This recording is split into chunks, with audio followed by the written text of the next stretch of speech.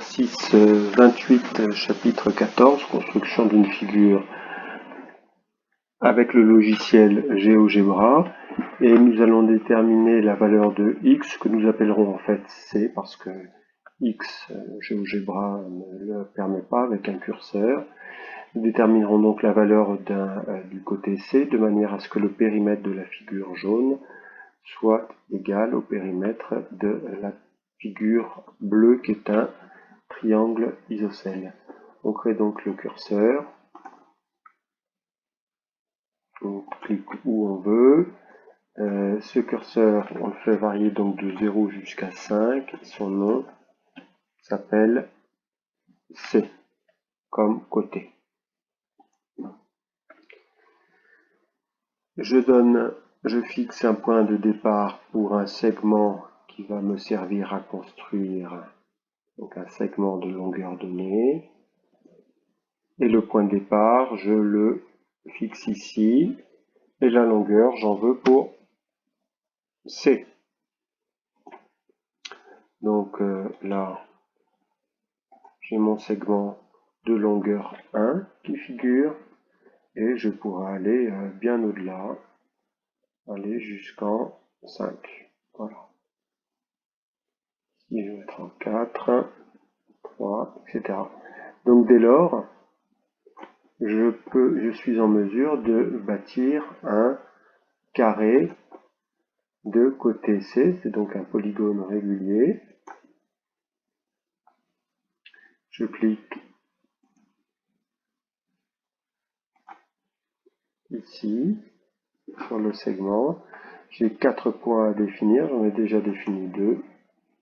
Voici mon polynôme figure. C'est le polynôme ABCD. Polynôme à partir duquel, alors polynôme de couleur, je crois, jaune, si on s'en réfère à ce qui vous est présenté dans le livre. Je réinitialise l'outil souvent avec l'outil flèche. Je vais maintenant tracer un triangle isocèle et tracer deux côtés de 3 cm.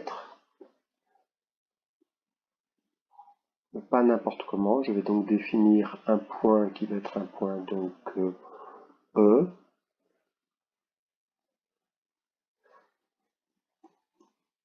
Qui sera à égale distance du point C et du point B. Pour cela, je trace deux cercles de centre C et B et de rayon 3. Je définis l'intersection de ces deux cercles, qui est donc le point, alors ici le point F, je vais le renommer le point E. Et je fais ensuite disparaître mes cercles qui sinon alourdissent le tracé. Ce deuxième point d'intersection ne m'est pas nécessaire, je l'enlève. Donc maintenant, je dois tracer un polygone bleu, triangle isocèle, reliant les points C, E et B. Donc polygone, couleur bleue, reliant C, E, B. Voici. En déplaçant le curseur, j'ai donc une figure dynamique. La question qui nous est posée dans le livre, c'est de savoir quelle est la valeur de C, c'est-à-dire quelle doit être la valeur du côté du carré, de manière à ce que le périmètre du carré soit le même que le périmètre du triangle.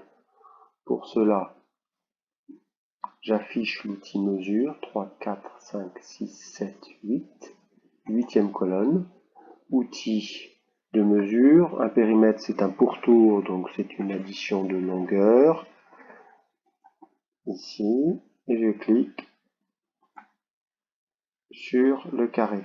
Je procède de la même manière pour le triangle. Je fais ensuite varier la valeur du côté du carré et on voit qu'effectivement pour une valeur du carré valant 5, son périmètre vaut 20, 5 plus 5 plus 5 plus encore 5, tandis que la valeur du périmètre du triangle isocèle ici est de 5 plus 3 plus 3, ce qui fait 11.